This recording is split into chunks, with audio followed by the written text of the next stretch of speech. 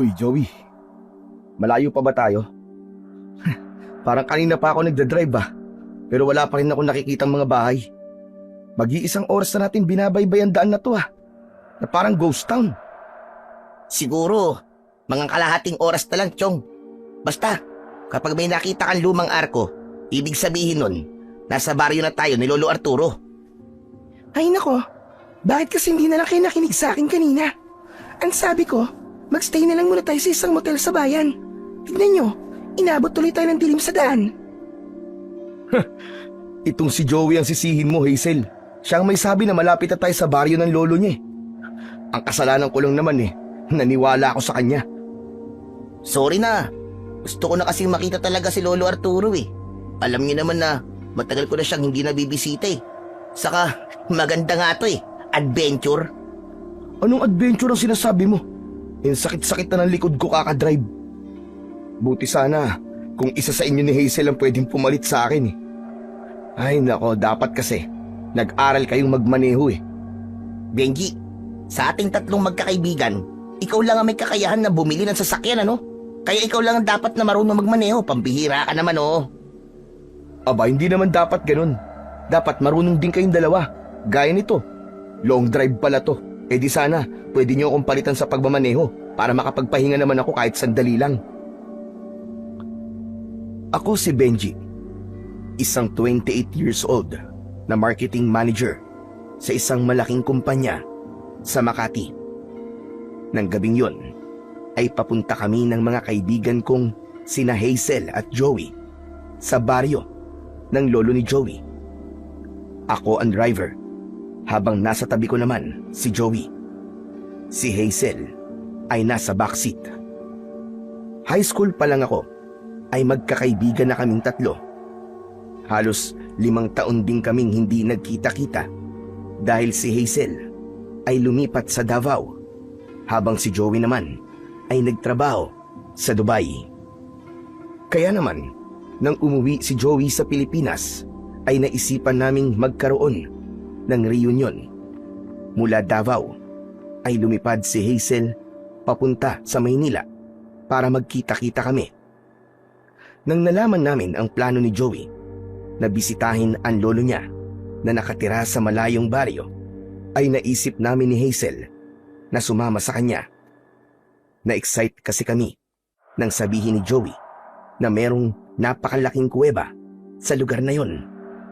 Nung hindi pa kasi kami magkakahiwalay, ay madalas kaming maghanap ng adventure. Umaakyat kami ng bundok at nag-e-explore sa mga kuweba. Oh, tignan nyo. Ayan na yung lumang arko. Sabi ko naman sa inyo malapit na tayo Hay sa wakas, nakakapagpahinga na rin tayo ng maayos. Siguraduhin mo lang na maganda yung kuwebang pupuntahan natin, Joey Dahil kapag hindi, ay nako, mayayari ka talaga sa akin.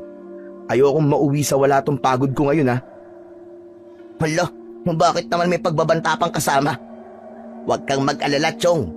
100% sure ako na magugustuhan niyo yung kuweba rito. Wala kasing turista na nagpupunta rito kasi nga sobrang layo Kumbaga, wala ring masyadong tao ang pumapasok sa kuwebang yun. Pero hindi kaya magulat ang lolo mo sa pagdating natin, Chong? Hindi mo ba siya sinabihan? Paano ko naman masasabihan si Lolo Arturo na darating tayo? Walang signal sa lugar na to. Saka wala ring cellphone si Lolo, no? Pero huwag kayo mag-alala, mabait naman yun Paniguradong matutuwa yun kasi binisita natin siya. Wala bang kasamang lolo mo sa bahay niya? Wala, mag-isa lang siya ron. Siguro mga 10 taon na. Nang namatay si Lola, ay wala na siyang kasama sa bahay. Grabe, ang lakas naman pala ng lolo mo. Biruin mo, 10 years na siyang walang kasama. Pero bakit hindi niyo man lang siya kunin? Doon niyo siya patirahin sa bahay niyo. Sinabi na namin dati ang kay Lolo Arturo. Ilang beses na siyang kinausap ng tatay ko na doon na lang sa Maynila tumira. Pero wala, ayaw niya Palagi niyang sinasabi na hindi niya iiwan ang baryong to at dito na siya mamamatay. Saka, kilalang albularyo kasi rito si Lolo. Siya ang nag-iisang albularyo rito. Kaya sinasabi niya na kapag umalis siya rito, ay wala nang matatakbuhan ng mga tao kapag meron silang sakit. Chong, bakit hindi ka sumunod sa yapak ng lolo mo? Dapat nagpaturo ka sa kanya ng panggagamot. Malay mo, marunong din siyang gumawa ng gayuma, o di ba? Eh di sana, nagayuma mo yung mga babaeng niligawan mo dati. Hindi ka sana palaging nababasted. Hindi ko alam kung matatawa ako o maiinis sa sinabi mo, Chong eh. Bakit nami-personal ka na, Benji? Gusto mo bang pag-usapan din natin yung ikinasal ka na sana, pero ipinagpalit ka ng ex mo sa best friend niya? Hoy, pwede ba, Joey? Huwag mo nga mabanggit-banggit ang babaeng yun. Hehehe, biro lang. O ano ba? Tama na nga kayong dalawa. Mamaya magsuntukan pa kayo eh. Ipapaalala ko lang sa inyo na kaya tayo ng titoy para magbakasyon at maganap ng adventure. Kaya iwasan niyo muna magkapikunan. Nagbibiroan lang naman kami, Joey. Parang hindi mo naman kami kilala. Alam mo naman na banding na namin na mag-asaran. Pero Joey, didiretsuhin ko na lang ba tong daan? Oo, medyo nasa dulo pa ng baryong to ang bahay ni Lolo Arturo eh. Basta, kapag may nakita kang puno ng balete sa magkabila ang daan, ay malapit na tayo. Kaya magdahan-dahan ka na lang sa pagmamaneho mo. Pambihira ka. Parang alam ko naman ang itsura ng puno ng balete. Sabihin mo na lang sa akin kapag malapit na tayo. Bagyang natawa si Joey. Medyo binawasan ko ang bilis ng pagpapatakbo ko ng sasakyan. Napakatahimik sa baryong yon. Lahat ng bahay na nadadaanan namin ay puro kubo. 10:00 pa lang ng gabi, pero kahit isang tao ay wala kaming nakikita na nasa labas. Lahat ng bahay ay walang nakabukas na ilaw sa loob. Kundi ko alam na may mga taong nakatira sa lugar na yon, ay iisipin ko talaga na isang ghost town ang pinuntahan namin. Maya-maya pa ay kinalabit ako ni Joey sa braso at meron siyang itinuro sa akin. Oh, ayun na yung 2 puno ng balete oh. Ha? Ang creepy naman ng mga punong yan. Sobrang laki. Wala bang nakatirang maligno sa mga yan? Ang sabi ni Lolo ay may nakatirang kapre doon sa 1 puno ng balete. Doon naman sa isa ay babaeng nakaputi. Sa madaling salita, white lady. Pero hindi naman yun totoo eh. Alam nyo naman sa mga ganitong liblib na lugar, di ba? Mahilig maniwala ang mga tao sa kababalaghan. Pero pwede ring totoo yung sinasabi ng lolo mo. Ako, naniniwala ako sa mga elemento at multo. Sus, kakapanood mo yan ng horror movies eh. Hanggang ngayon ba mahilig ka pa rin manood ng ganon? Aba, oo naman. Ang dami kong ambaon na horror movie sa laptop ko ngayon eh. Nang sabihin kasi sa akin ni Joey na walang kuryente at internet dito, ay naglagay na ako ng mga horror movie sa laptop ko para meron ako mapaglimangan kapag wala tayong ginagawa. Oh, ayun na yung bahay ni Lolo. Sa wakas, nandito na tayo. Inihinto ko na ang sasakyan sa tapat ng isang bahay. Nagawa sa plywood ang dingding at yero naman ang bubong. Kahit papano ay nasilayan ko ang bahay ng lolo ni Joey dahil sa ilaw sa unahan ng aking kotse. Nakatayo ang bahay na yon sa isang malawak na bakuran na may mangilang-ilang puno sa paligid. Bumaba na kaming 3. Kinuha na namin ang mga gamit namin sa likod ng sasakyan. Habang naglalakad kami palapit sa nakasaradong pinto ng bahay, ay tumaas ang balahibo ko sa aking mga braso. Pakiramdam ko ay may mga matang nakasunod sa amin ng mga oras na yon. Pero hindi ko yon pinansin dahil sa pagod na ako at wala akong ibang gustong gawin kundi ang humiga at matulog. Kumatok si Joey sa pinto at tinawag nito ng paulit-ulit ang pangalan ng lolo niya. Maya-maya pa ay bumukas ang pinto. Isang matandang lalaki ang bumungad sa amin. Matangkad siya na may katamtamang pangangatawan. May hawak siyang lampara na may sindi. Sino ba kayo? Kayo ba'y magpapagamot? Abay, pwede bang bukas na lang kayo ng umaga bumalik at ako'y nagpapahinga na? Sigurado ka ba na bahay ito ng lolo mo, Joey? Bakit hindi kanya kilala? Lolo Arturo, hindi niyo po ba ako naaalala? Ako po to si Joey, ang pinakagwapo niyong apo. Joey, ikaw ba yung panganay na anak ni Tomas? Ako nga po, Lolo Arturo. Aba, pasok kayo. May pasensya ka na at hindi kita nakilala. Bata ka pa kasi noon, nung huling beses ka nagpunta rito. Binuksan na ni Lolo Arturo nang malaki ang pinto. Pumasok na kaming tatlo. Nagsindi pa ng 2 lampara si Lolo Arturo upang maging mas maliwanag ang lugar. May tamang laki ang bahay ni Lolo Arturo. Nasabi ko sa aking sarili na albularyo nga talaga ang lolo ni Joey dahil meron doong mga bote na may laman na langis. May mga nakasabit din na pinatuyong halamang gamot. Magkakatabi kaming umupo sa mahabang upuan na gawa sa kawayan habang si Lolo Arturo ay nakatayo sa harapan namin. Pasensya na kayo at walang kuryente rito sa aming lugar. Sino pala yung mga kasama mo, Joey? Mga kaibigan ko po, Lolo Arturo. Ito po si Hazel at siya naman po si Benji. Sorry po hindi kami nakapagsabi na pupunta kami rito. Walang problema yun sa akin. Bakit nyo naman naisipang magpunta rito? Ang totoo po niyan, Lolo Arturo, gusto ko po kasi kitang makita. Hindi ba, ang tagal na po nating hindi nagkikita. Sa kakauwi ko lang po. Galing po kasi ako ng Dubai.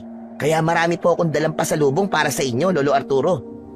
Gusto rin po ng mga kaibigan ko na mapuntahan po itong baryo nyo. Abay, ganun ba? Nakakatuwa naman. Teka, kayo ba'y nagugutom? Gusto nyo bang ipagluto ko kayo ng makakain? Nako, huwag na po kayo mag-abala. Kumain na po kami kanina eh. Oo nga, Lolo. Ang gusto na lang po namin gawin ay magpahinga. Alam niyo naman po, napakahaba po ng binahe namin papunta rito. Mabuti na lang at palagi ko nililinis yung kwartong tinutulugan nyo noon kapag nagpupunta kayo rito ng tatay mo. Kung hindi na kayo kakain, ay mas mabuti pang dalin mo na mga kaibigan mo ron, Joey. Sige na, bukas na lang tayo ulit magkwentuhan. Sige po. Hazel, Benji, tara na. Matulog na tayo nang makapagpahinga. Sumunod kami ni Hazel kay Joey sa isang kwarto. Dinala ni Joey ang isang lampara para merong kaming ilaw doon. Ipinatong ni Joey ang lampara sa maliit na lamesa. Meron doon 2 higaan na parehas na pang-isahang tao lang. Kayong dalawa dyan sa papag. Ako naman ay maglalatag na lang dito ng banig. Teka, Chong, sigurado ka bang diyan ka sa sahig maglalatag? Baka sumakit ang likod mo kapag diyan ka natulog. Pwede namang si Hazel sa isang higaan tapos tabi na lang tayo sa isa. Ayos lang ako. Saka, sobrang antok ko. Kahit sa higaan na may libo-libong pako pa, ay magagawa kong makatulog. Ikaw talaga. Ikaw ang bahala. O sige na, Chong, matutulog na ako. Talagang pagod na rin ako eh. Habang naglalatag sa sahig si Joey, ay humiga na ako. Nasa tabi ng bintana ang papag ko. Kahit walang electric fan doon, ay malamig pa rin. Kaya hindi nagtagal, ay nakatulog na ako. Tanghali na nang nagising ako ng sumunod na araw. Ako na lang mag-isa sa kwarto. Paglabas ko ng kwarto, ay nakita ko sina Hazel, Joey at Lolo Arturo sa labas. Nagpapakain sila ng mga manok. Hinanap ko ang banyo. Nakita ko yun sa may kusina. Sandali lang akong gumamit ng banyo at paglabas ko ay nasa kusina si Joey habang umiinom ng tubig. Gising ka na pala, Chong. Kumain ka na dyan. Ipinagtabi ka namin ng almusal. Ikaw na ang bahalang magtimpla ng kape mo. Thank you, Chong. Napasarap yung tulog ko eh. Napakalamig pala rito, lalo na kapag gabi. Sinabi mo pa. Medyo mataas kasi ang kinaroroonan ng lugar na to. Kaya hindi nakapagtataka na malamig. Tumango na lang ako at nagtimpla ko ng kape para makapag-almusal. Sa lamesa ay merong pandesal at pritong itlog. Mag-isa kong kumain habang si Benji ay muling lumabas ng bahay. Halos hindi namin nagawang kausapin si Lolo Arturo buong maghapon dahil abala siya sa panggagamot sa mga taong nagpupunta sa kanya. Hindi kami namasyal ng mga kaibigan ko dahil naisip namin na ilaan ang araw na yon sa pagpapahinga. May makikitang duyan at upuan sa harapan ng bahay at yun ang naging tambayan namin. Ako ang nakahiga sa duyan habang sina Hazel at Benji naman ay nakaupo habang kumakain ng mangga na kinuha ko sa puno na nasa likod ng bahay. Alam nyo, pagtanda ko, gusto ko sa ganitong lugar din ako titira eh. O kaya yung malapit sa dagat. Gusto ko kasi na kapag matanda na ako, ay tahimik na ang kapaligiran ko tulad nito. Yung simple lang ang buhay. Eh di sa sementeryo ka tumira. Ang paniguradong mas tahimik dun, Chong. Uy, sira ulo naman to, seryoso ako. Puro ka naman biro eh. Bakit? Kaya mo ba na walang internet at kuryente? Oo naman no. Mas okay nga yung ganung buhay eh. Wala nang makakaalam kung anong nangyayari sa akin. Basta ako, hindi ako pwedeng tumira na matagal sa ganitong lugar. Hindi ko kaya ng walang internet. Saka walang bar at club dito. Paano ako mag-i-enjoy, di ba? Paano ko aalawin ang sarili ko? Eh di magpatuka ka ng manok o di kaya naman magtanim ka ng mga gulay. Si Lolo Arturo nga tignan mo, nakatagal dito di ba? Iba naman kasi si Lolo Arturo.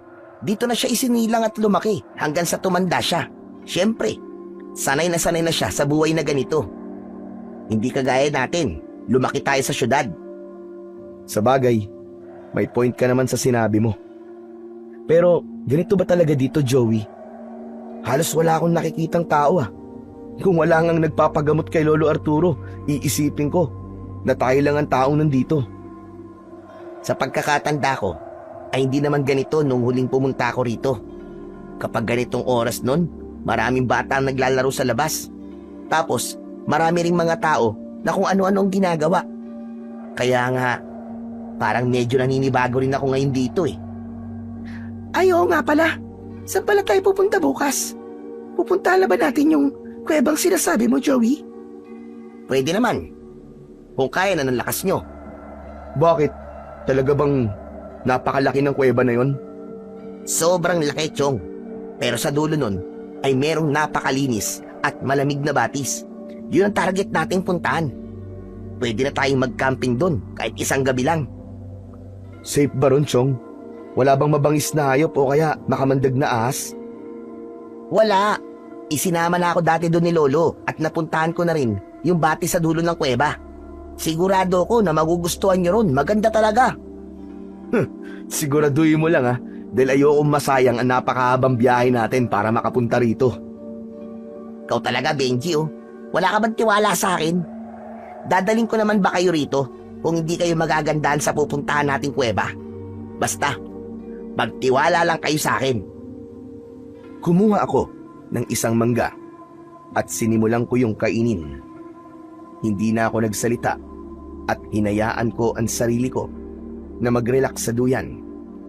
Naisip ko na kailangan kong sulitin ang 1 linggong pananatili namin sa lugar na yon dahil paniguradong pag-alis namin ay kailangan ko na namang harapin ang realidad. Kinagabihan ay nagluto ng tinolang manok si Lolo Arturo para sa aming hapunan. Natuwa ako dahil hindi ko na maalala kung kailan ako huling kumain ng lutong bahay. Sa apartment ko kasi sa Makati ay madalas na nagpapadeliver lamang ako ng pagkain dahil hindi ako marunong magluto.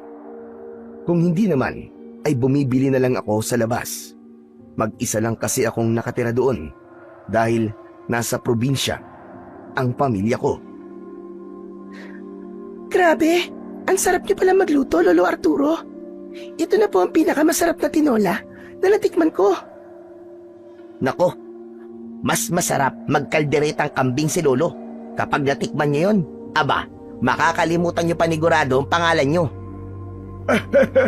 Huwag mo na ngang masyadong binubuhat ang bangko ko, Apo. At baka maniwala ang mga kaibigan mo. Nagsasabi lang naman po ako ng totoo, Lolo Arturo eh.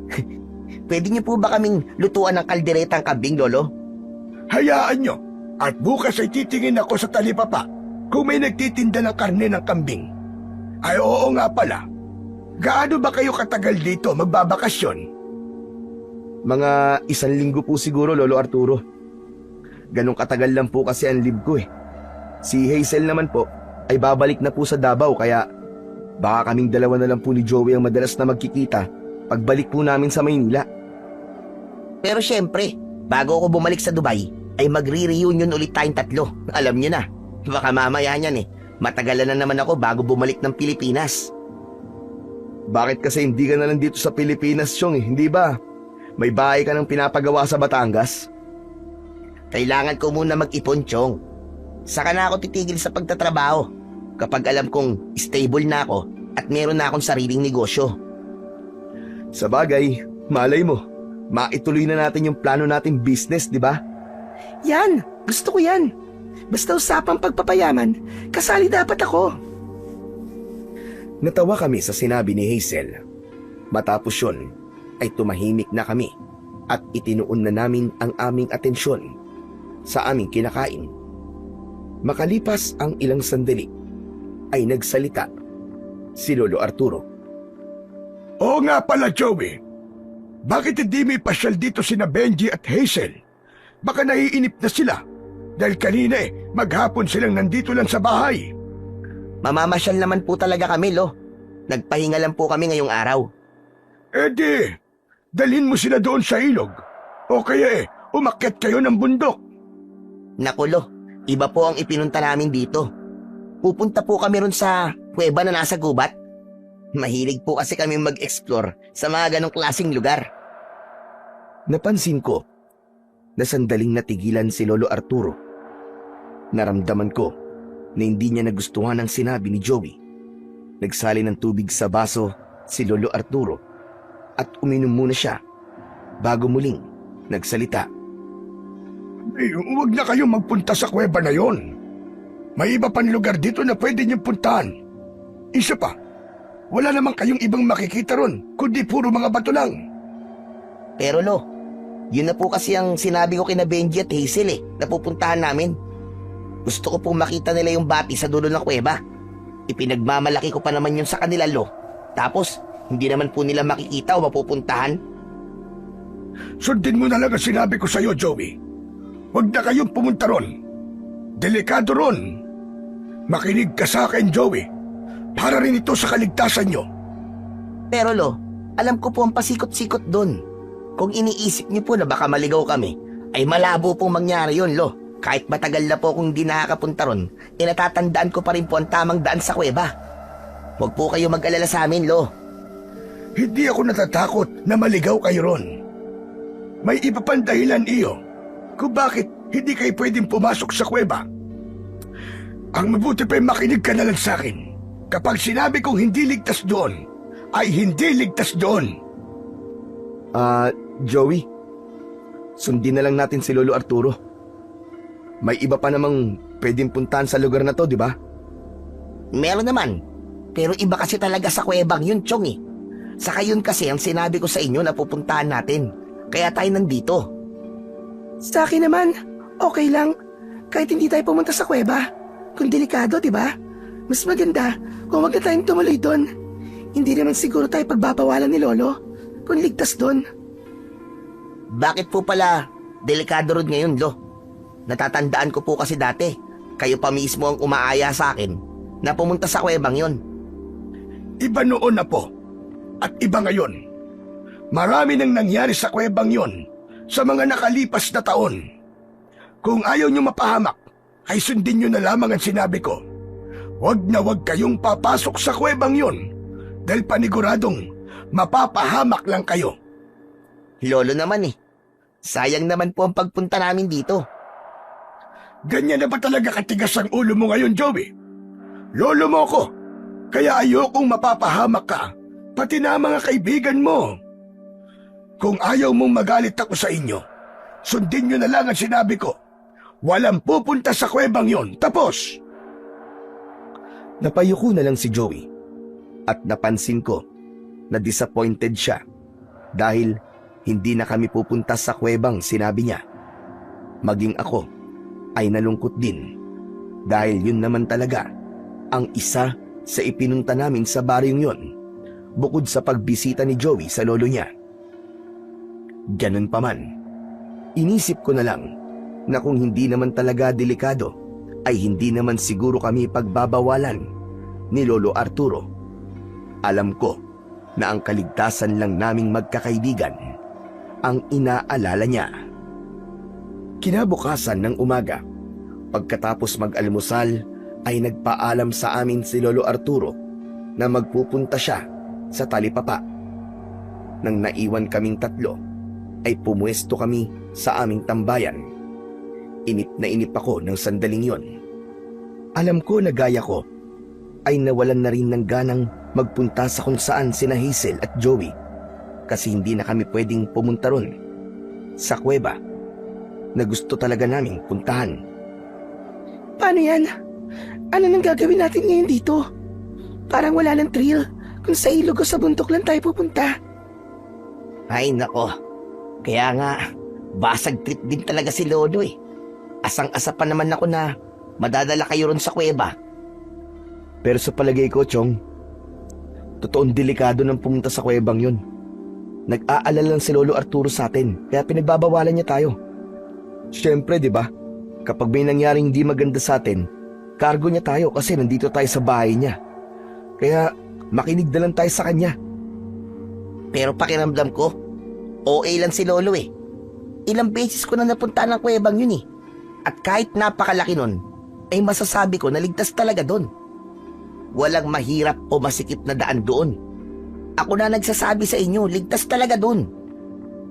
Kung ganun, ano kaya kung pumunta tayo ngayon doon?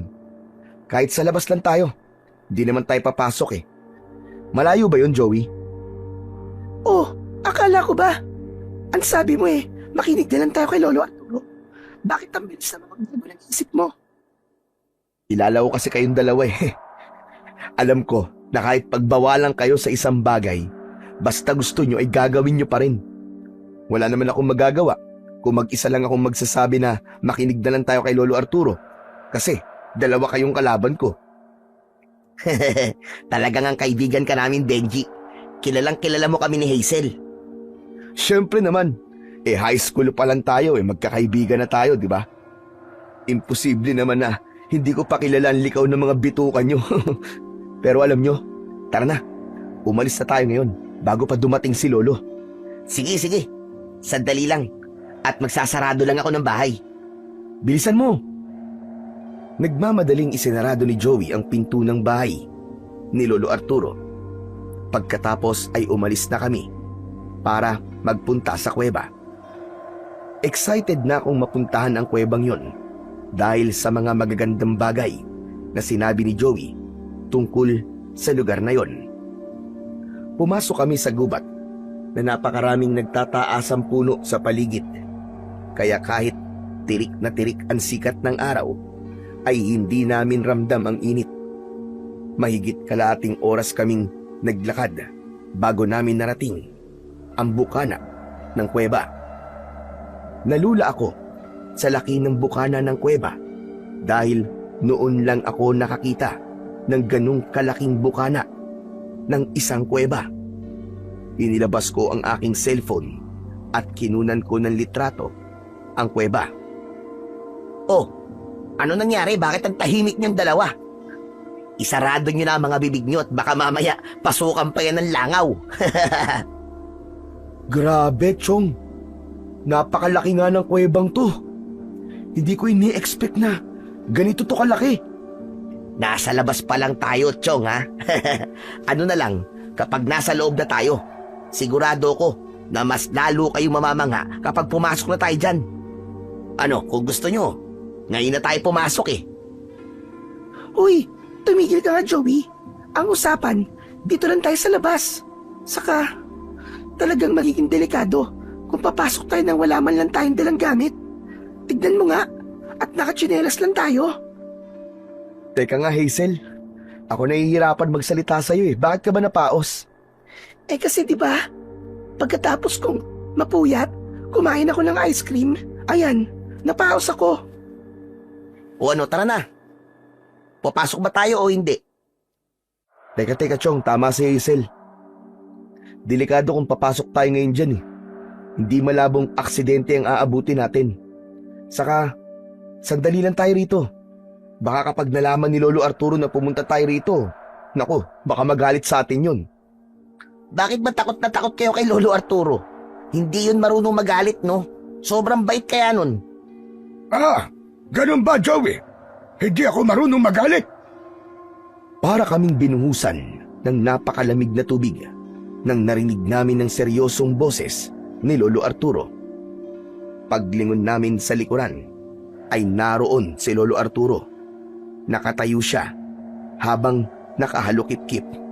Lolo, ano pong ginagawa niyo rito? Kayo ang dapat kong tanungin yan.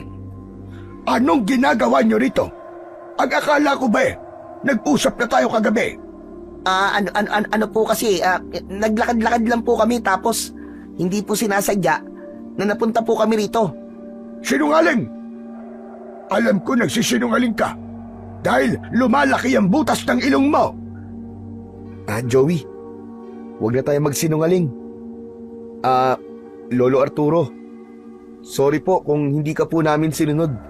Pero wala naman po kaming balak na pumasok po sa loob ng kuwebe. Dito lang po talaga kami sa labas. Gusto lang po namin makita tong kuweba kahit dito lang po sa labas. Umuwi na tayo. Sa bahay na tayo mag-usap. Medyo kinabahan ako kasi sobrang seryoso talaga ng tono ng boses ni Lolo Arturo. Alam ko na diskumpiyado siya kasi sinuway namin siya. Sumunod kami kay Lolo Arturo. Yan kasi, kasalanan niyo itong dalawa eh. Tignan niyo, nagalit tuloy si Lolo Arturo. Si Benji lang ang sisihin mo. Siya ang may ideya nito eh. Anong ako? Ikaw itong may sabing pumunta tayo rito, di ba? Ano ba? Tumahimik na nga kayong dalawa. Basta, kayong dalawa ang may kasalanan. Tumahimik na kami ni Joey hanggang sa nakarating na kami sa bahay ni Lolo Arturo. Magkakatabi kaming umupo sa sala habang si Lolo Arturo naman ay umupo sa pang-isang upuan. Nakayuko kaming tatlo at hindi namin magawang tignan si Lolo Arturo dahil sa nahihiya kami. Maya-maya pa, binasag ni Lolo Arturo ang nakakabinging katahimikan. Anong pumasok sa utak nyo? At sinuway nyo ako? Hindi ba't nag-usap na tayo kagabi? Ang akala ko ba ay nagkakaintindihan na tayo na hindi kayo pupunta sa kuweba na yon? Hindi naman po kami pumasok sa loob ng kuwebe. Doon lang naman po kami sa labas, Lo. Pumasok man kayo o hindi, ay parehas lang yon. Hindi ba't sabi ko ay delikado ang kuwebang yon? Lo, naiintindihan po namin kung bakit po kayo galit sa amin. Pero Lo, gusto po sana naming malaman kung bakit po delikado ron.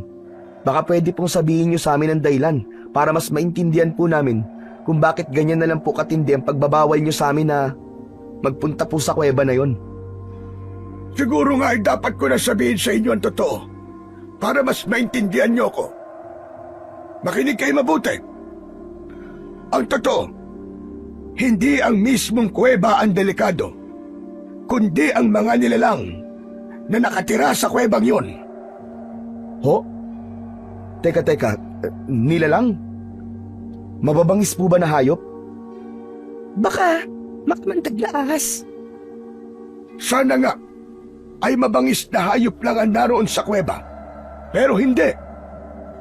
Alam ko na baka hindi kayo maniwala sa mga sasabihin ko. Pero ang kuwebang yon ay pinamumugaran ng mga aswang. Po? Ano po? Hindi ka naman siguro bingi, Joey. Tama ang narinig nyo. Mga aswang. Lolo naman eh. Nag-iimbento lang kayo eh. Ilang beses nyo na ba akong sinama sa loob ng kuweba? Pero wala naman po kayong nasabi sa akin na may mga aswang dun.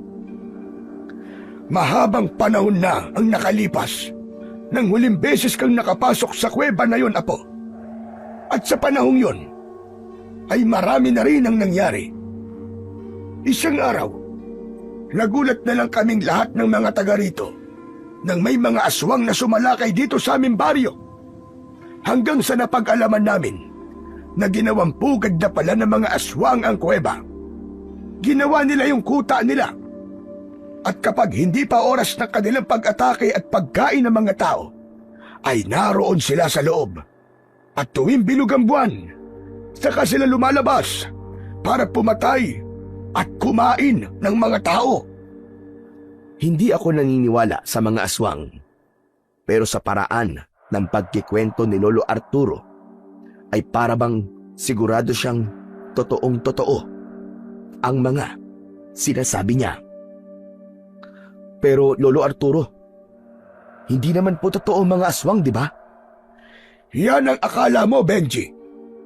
Sa inyong mga taga-syudad, maaaring hindi sila totoo. Pero sa mga kagaya namin, na nakatira sa liblib na lugar at nasaksihan ng pagsalakay ng mga aswang, ay totoong-totoo sila. Ayoko sanang sabihin ito sa inyo, dahil ang gusto ko ay maging masaya lang ang pananatili inyo rito. Ayokong magkaroon kayo ng takot sa aming baryo. Pero wala akong magagawa. Masyado kayong makulit.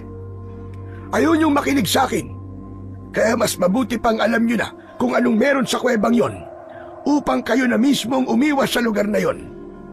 Kaya kung ayaw niyong may mangyaring masama sa inyo, gaya ng kamatayan, ay huwag na kayong papasok sa kuweba. Dahil kahit nagpapahinga o natutulog ngayon ng mga aswang na naroroon, ay maaari silang magising para gawin kayong pagkain. Matapos yun, ay tumayo na si Lolo Arturo at nagtungo sa kusina para magluto. Habang kami namang magkakaibigan ay nagkatinginan, pero wala nang naglakas ng loob na magsalita kahit isa sa amin. Matapos kumain ng tanghalian, ay inaya kami ni Joey na magpunta sa ilog. Inihanda na namin ang mga gamit na dadalhin namin. Paglabas namin ng bahay, ay lumapit kami kay Lolo Arturo na nakahiga sa duyan. Alo, pupunta lang po kami sa ilog ah. Maliligo po kami ron. Teka, sa ilog ba talaga kayo pupunta? Opo, Lo. Promise po. Ayaw po namin magagalit kayo eh. Kaya hindi na po kami pupunta sa kuweba. Mabuti naman kung ganun. Ibibigay ko ang tiwala ko sa inyo. At sana ay huwag niyo na ulit yung sisirain. Sige na, lumakad na kayo at mag-iingat kayo. Nagsimula na kaming maglakad papunta sa ilog na nasa paanan ng bundok. Walang espesyal sa ilog na naroon bukod sa malinis na tubig. Marami na kasi akong napuntahang ilog, kaya parang normal na ang ganong tanawin sa akin. Hindi nagtagal ay nagsimula na kaming lumublob sa malinaw at malamig na tubig. Habang nakaupo kaming tatlo sa mababaw na bahagi ng ilog, ay nagsimula kaming mag-usap. Guys, naniniwala ba kayo sa sinabi ni Lolo na may mga aswang sa loob ng kuweba? Ewan ko. Pero kilala ko kasi ang lolo ko eh. Hindi yun sinungaling na tao. Ako, Chong, hindi ako naniniwala. Para kasi sa akin ay katang-isip lamang ang mga aswang. Baka naman talagang mababangis na hayop lang yun, tapos sinasabi ng mga tao rito na aswang. Hindi tayo sure. Kaya mas maganda na sundin na lang natin si Lolo kaysa magsisi tayo sa uli. Tama ka naman. Pero alam nyo, na-curious tuloy ako kung totoo ba talaga ang mga aswang. Maniniwala lang siguro ako kung makakakita ako sa personal. Eh di pumasok tayo sa kuweba. Hoy, ayan na naman kayo ah. Parang hindi tayo napagalitan kanina ni Lolo ah. Tumigil na nga kayo. Hindi pa ba kayo nadadala sa nangyari kanina? Talagang gusto niyo pang madagdagan ng galit ni Lolo sa atin? Huwag mong sabihin na naniniwala ka sa aswang, Hazel. Hindi ako naniniwala. Pero hindi rin mali na maniwala tayo na delikado sa kuwebang yon. Kung hindi malaswang, ay baka ibang masamang bagay ang mangyari sa atin kapag pumasok tayo doon sa loob. Ang hilig mong manood ng horror movies, pero matatakotin ka pala. Hindi ako matatakotin, Benji. Marunong lang ako sumunod sa sinasabi na mas nakakatanda sa akin. Magkaiba yon. Sus, parehas din yun. Ano Benji? Gusto bang pumasok sa kuweba? Oo, gusto ko talaga malaman kung may aswang nga doon. Sana meron, para makakita ako ng totoong aswang.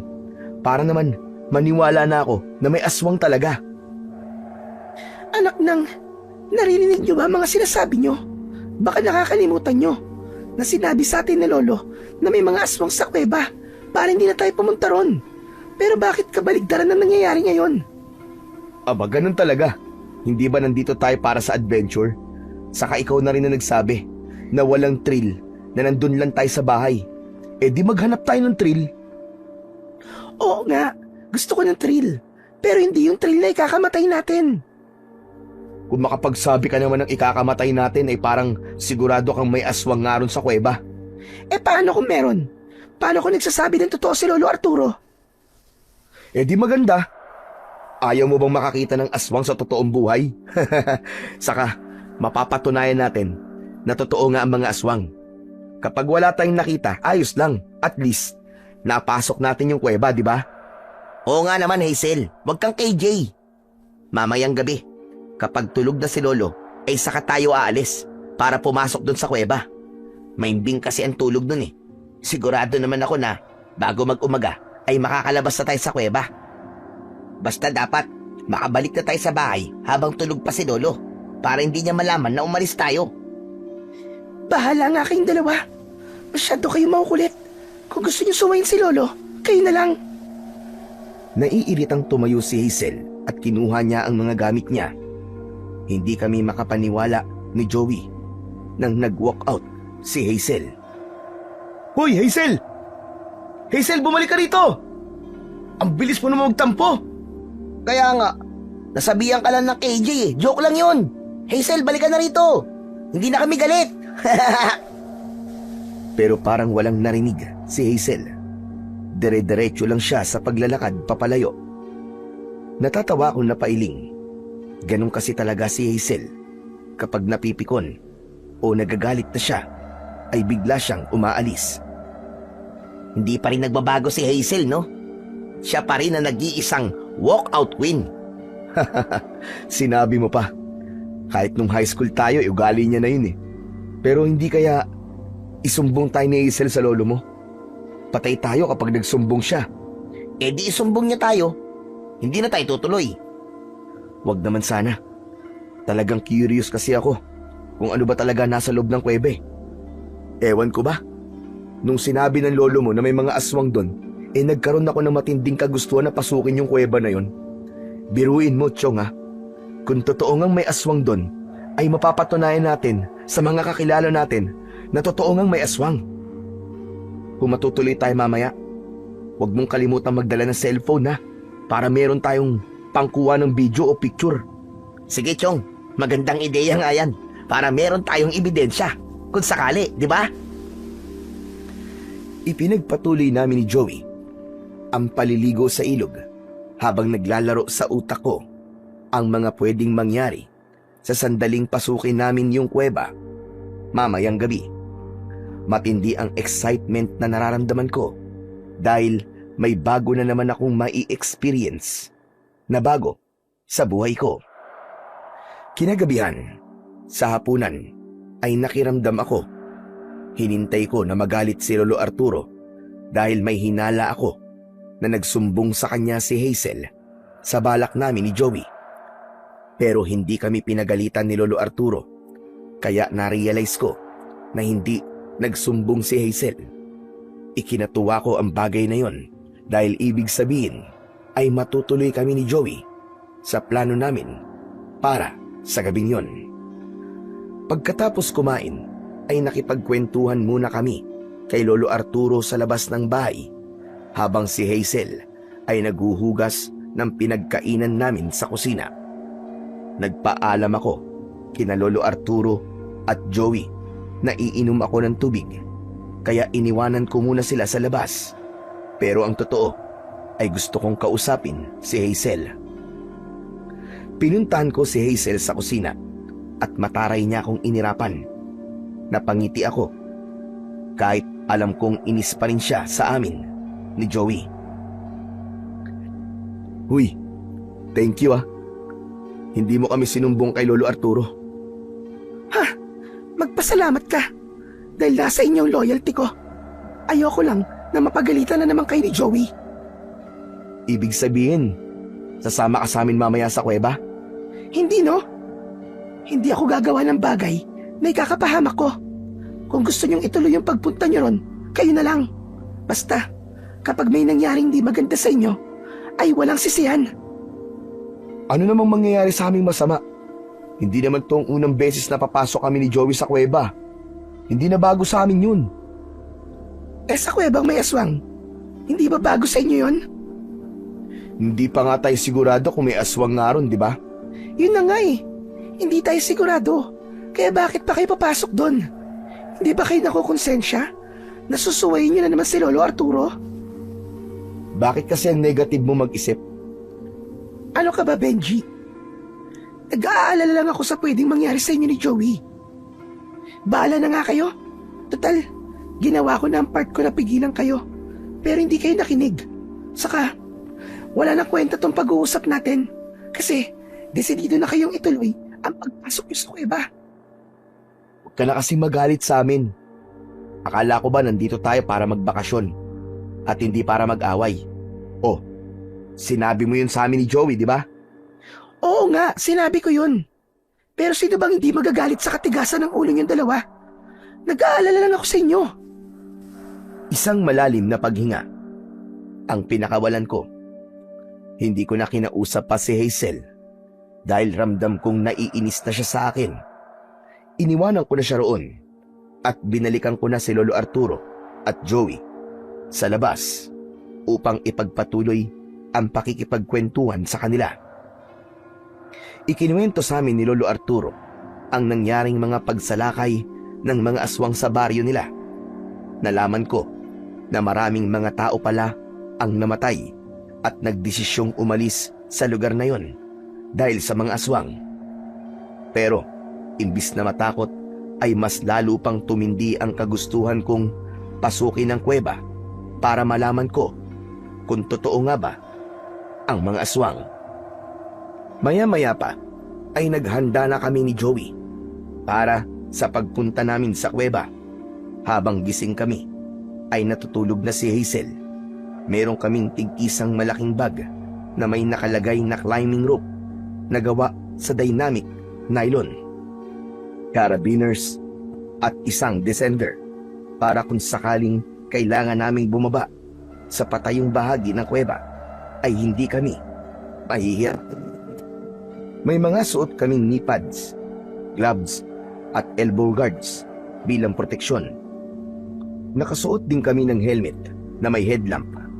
Hindi rin namin kinalimutang magdala ng energy bars, bottled water at first aid kit. Nang masiguro namin na wala na kaming nakalimutan ay tahimik kaming lumabas. Sinigurado namin na hindi magigising si Lolo Arturo at matagumpay naman kaming nakalabas. Hindi na maitago ang excitement ko nang nasa loob na kami ng gubat. Sobrang excited na ako sa gagawin natin to, Joey. Sayang, at hindi natin kasama si Hazel, no?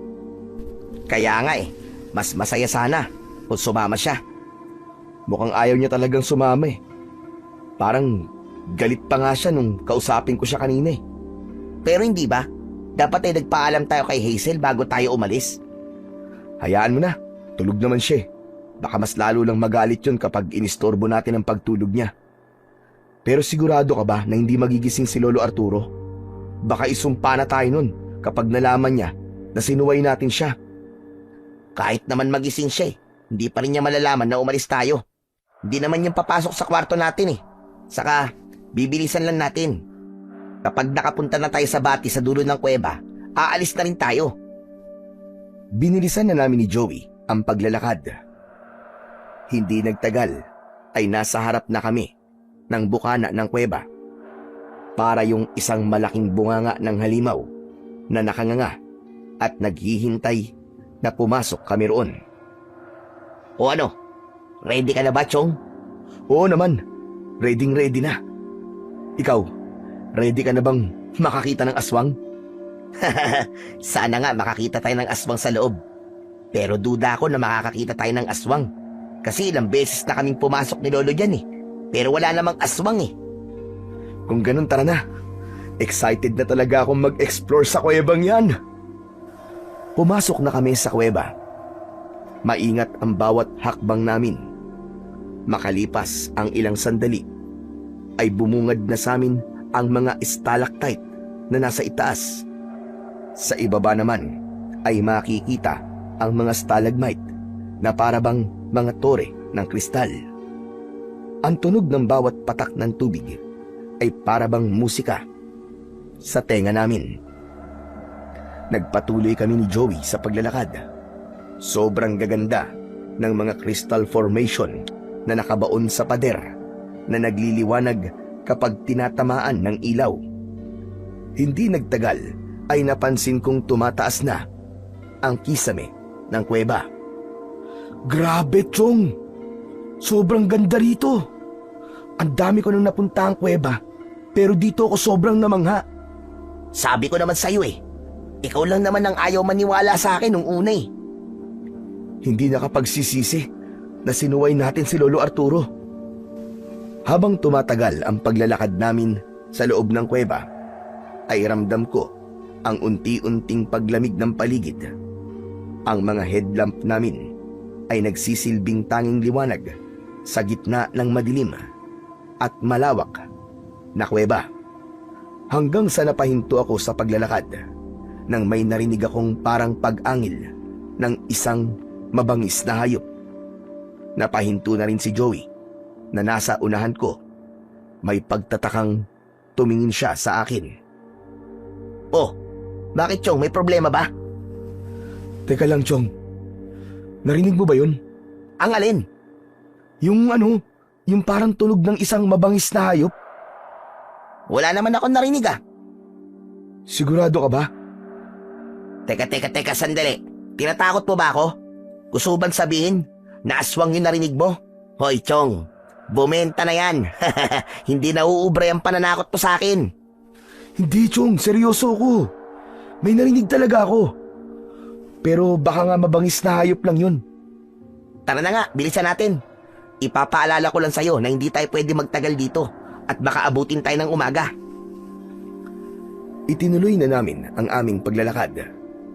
Hindi pa rin nawala ang pagkamangha ko sa mga nakikita ko sa loob ng kuweba. Pakiramdam ko ay pumasok kami sa ibang mundo. Makalipas ang ilang sandali ay huminto si Joey. Sa pagkakataong yun ay ako naman ang nagtaka. Oh, bakit ikaw naman ang tumigil sa paglalakad? Sandali lang, pre.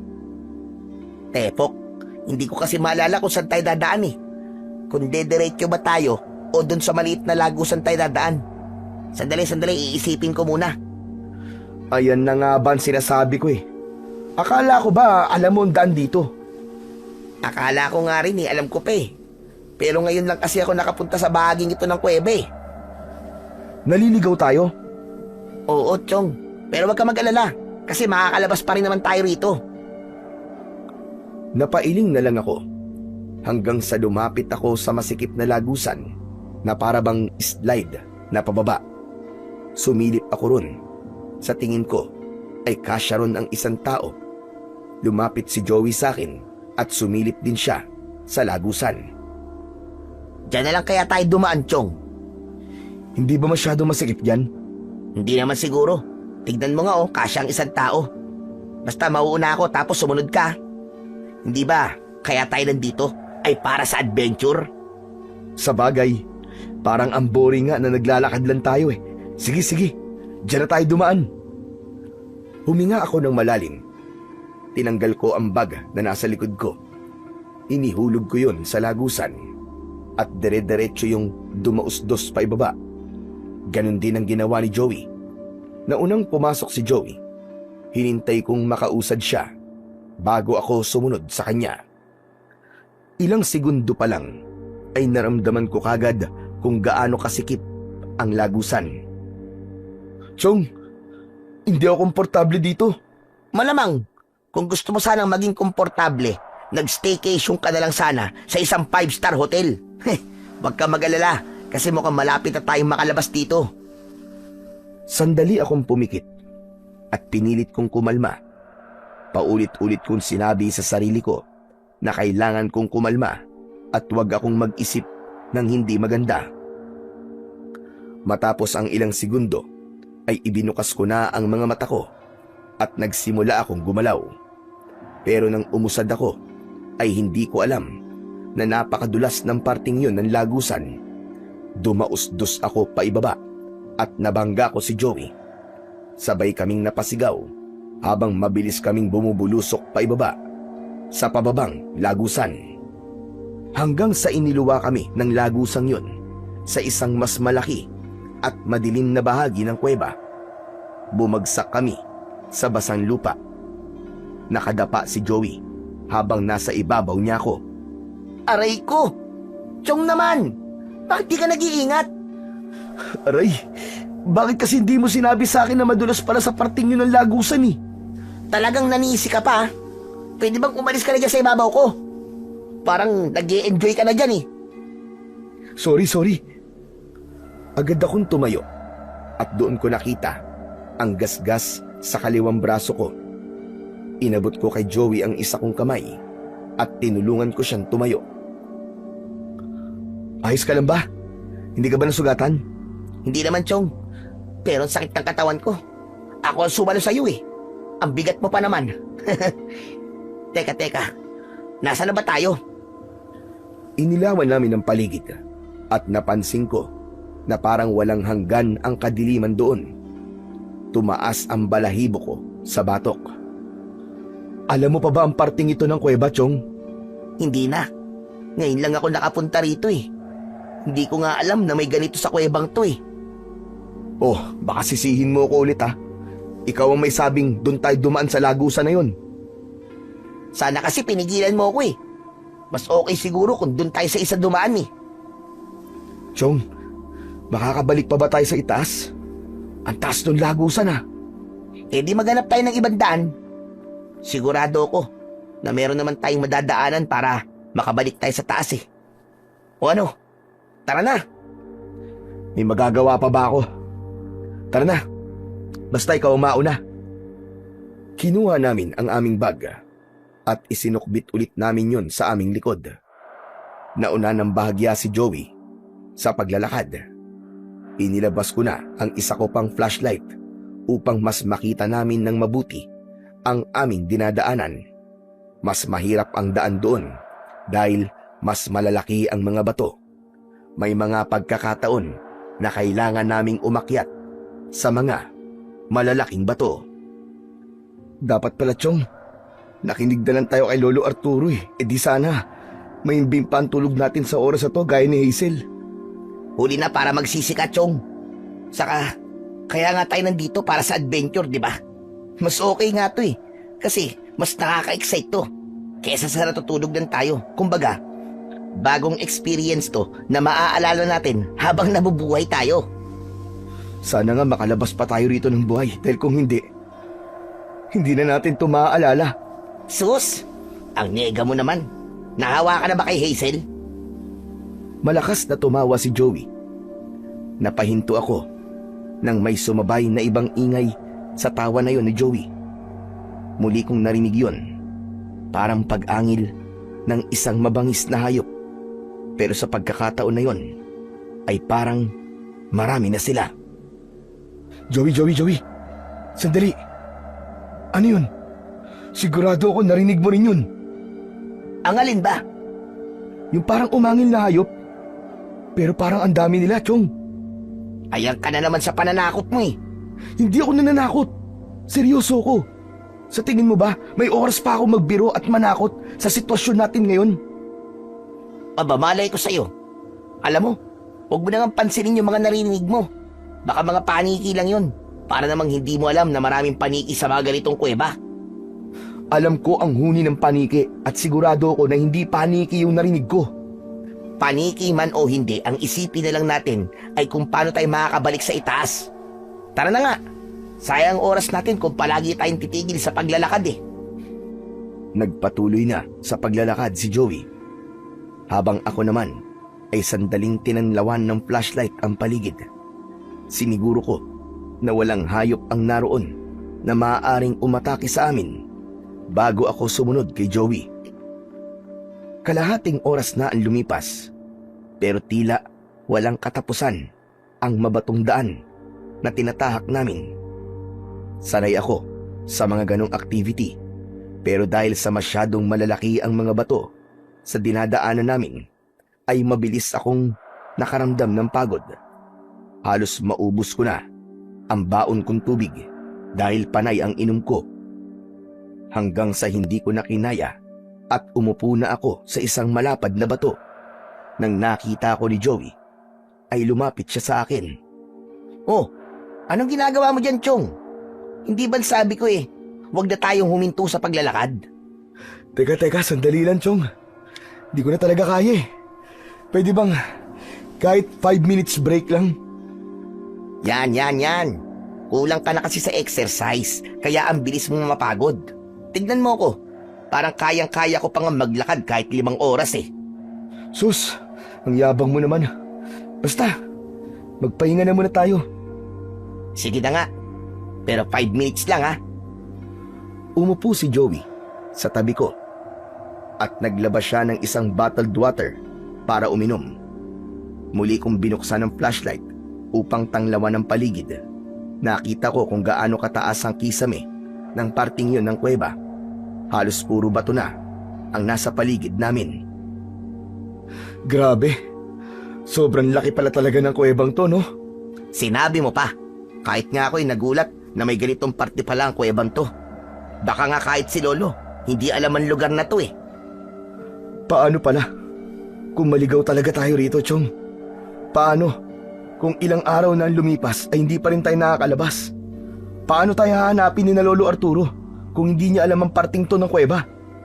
Talagang ang negative mo naman mag-isip, Chong. Sinasabi ko lang naman ang pwedeng mangyari para mapaghandaan natin. Alam mo, imposible ang sinasabi mong magtatagal tayo rito ng ilang araw eh.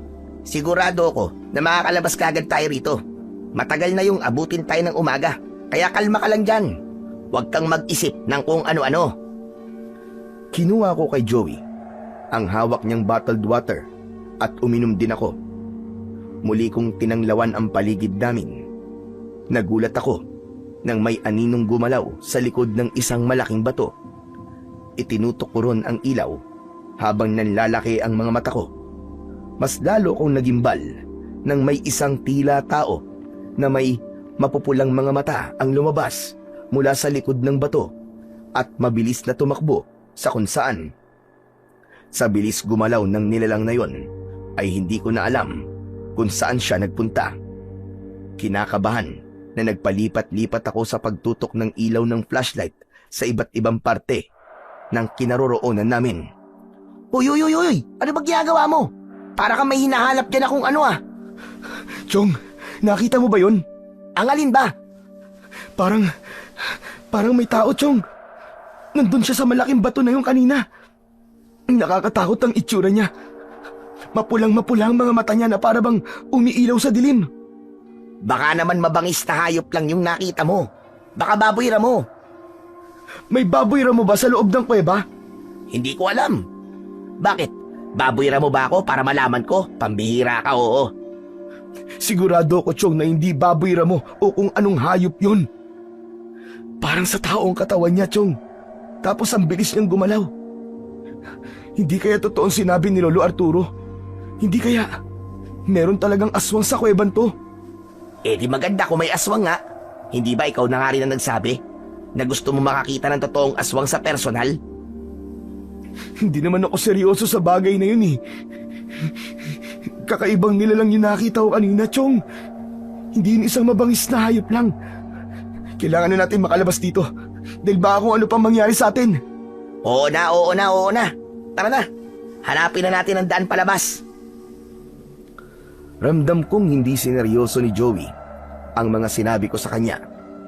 Habang ako ay unti-unting tumitindi ang takot na nararamdaman. Nang tumayo na si Joey, nagsimula na siyang maglakad, ay hindi na ako umalis sa tabi niya. Nagkaroon ako ng pakiramdam na may mga matang nakasunod sa bawat paggalaw namin. Makalipas ang ilang minuto, ay narating na namin ang dulo ng dinadaanan namin. Isang lagusan ang sumalubong sa amin. Papasok na sana si Joey sa lagusan nang hawakan ko ang braso niya. Teka, sandali lang, Chong. Sigurado ka ba? Naligtas kung dyan tayo dadaan? May iba ka pa bang nakikita na pwede natin daanan? Luminga ako sa paligid. Tinanglawan ko ang paligid namin, maging ang mataas na bahagi. Wala akong nakitang ibang pwede naming daanan, kundi ang lagusan lang na nasa aming harapan. Naglabas ng lighter si Joey. Sinindihan niya yun at itinapat niya sa lagusan ang lighter. Gumalaw ang apoy. O ano, nakita mo naman. Gumagalaw ang apoy, ibig sabihin, hindi dead end ang lagusan na to. Baka nga ito na ang daan para makapunta ulit tayo sa itaas na bahagi ng kuwebe. Sige. Wala naman tayong ibang madadaanan eh. Naunang pumasok si Joey sa lagusan. Kailangan naming yumuko roon. Nang marating na namin ang dulo ng lagusan, ay isang malawak na parte ng kuweba ang napuntahan na naman namin. Sabay naming binuksan ang flashlight at tinanglawan namin ang paligid. Labis kaming nagimbal ni Joey sa aming nakita sa paligid. Napakaraming mga nakakatakot na nilalang na parang mga halimaw ang itsura ang naroon. Lahat sila ay natutulog. May nakahiga sa lupa, may nakahiga sa malalapad na bato, at meron ding parang mga paniki na nakasabit sa itaas ng patiwarik. Mahahaba ang mga daliri nila na may matutulis na mga kuko. Payat ang kanilang pangangatawan at ang balat nila ay kulubot na parabang katawan ng matandang puno. Nahihintakutang nagtama ang mga mata namin ni Joey. Bubukas sana ang bibig niya para magsalita, pero mabilis kong itinakip ang kamay ko sa bibig niya. Nanlalaki ang mga matang umiling ako, na ang ibig sabihin ay wag na wag kang magsasalita, Joey, dahil baka magising ang mga halimaw na nasa paligid. Itinuro ni Joey ang lagusan kung saan kami pumasok, pero may nakita akong isa pang lagusan sa unahan namin. Itinuro ko yung kay Joey at marahan siyang tumango. Nagsimula na kaming humakbang papunta sa isa pang lagusan. Nag-ingat kami ng gusto upang hindi kami makagawa ng ingay. Kahit ang paghinga ko ay pigil na pigil ko. Tinignan ko rin ng maayos ang hinahakbangan ko dahil may mga halimaw na nakahiga sa lupa na kung hindi kami mag-iingat ay baka maapakan namin. Ngunit sa hindi sinasadyang pangyayari ay isang tuyong sanga ang naapakan ni Joey. Gumawa yon ng ingay na umalingaw-ngaw sa paligid. Kasunod nun ay magkakasabay na bumukas ang mga mata ng halimaw. Nakakatakot ang mapupulang mga mata na nasa paligid namin ni Joey. Chong, nagising na sila. Anong gagawin natin? Tumakbo na tayo sa lagusan, Chong. Bilisan natin! Takbo! Napuno ang paligid ng magkakasabay na pag-angil ng mga halimaw. Mabilis kaming tumakbo ni Joey papunta sa lagusan na nasa aming unahan. Iwanan natin ang mga bag natin, Chong! Masyado mabigat ang mga to! Sabay naming inalis ni Joey ang bag na nasa likod namin. Dire-diretso kaming pumasok sa lagusan. Naunang nakalabas si Joey at agad akong sumunod sa kanya. Palapit na ng palapit ang mga yabag. May nakita akong bato na nasa gilid ng lagusan. Joey, tulungan mo akong itulak yung bato! Kailangan nating harangan ng lagusan! Agad namin itinulak ang bato. Napakabigat nun. Kaya sa una ay hindi namin yun nagawang igalaw. Pero ibinuhos namin ang buong lakas namin hanggang sa umusog na ang bato. Nagtuloy-tuloy na ang pagtulak namin sa bato.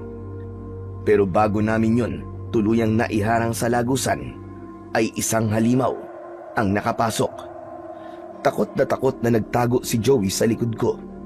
Kahit paano ay nagpasalamat ako na isang halimaw lang ang nasa harapan namin. Dahil kung hindi kagad namin naiharang ang bato sa lagusan, malamang ay napakaraming halimaw na ang makakaharap namin. Chong, totoo nga at sinabi ni Lolo. Pugad yan ang mga aswang ang kuweban to. Dapat pala, nakinig na lang tayo sa kanya. Ikaw na rin na nagsabi kanina. Huli na para magsisi tayo. Harapin na lang natin ang sitwasyon natin ngayon. Hoy! Pangit na aswang! Kung inakala mo natatakot kami sa'yo, ay nagkakamali ka. Kaya wag mo nang subukan pa na saktan kami. Dahil hindi ka magtatagumpay. Kulang sa tapang ang boses ko.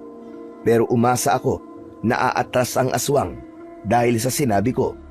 Pero hindi ko alam kung hindi ba siya natakot o sadyang hindi niya lang talaga naintindihan ang sinabi ko. Kasi galit na galit siyang sumugod sa amin ni Joey. Sabay kaming napasigaw ni Joey nang dahil sa takot. Naghiwalay kami. Tumakbo ako sa kaliwa habang si Joey naman ay sa kanan. Joey, dito! Bilisan mo, dali! Tatakbo sana si Joey papunta sa akin. Pero hinarangan siya ng aswang.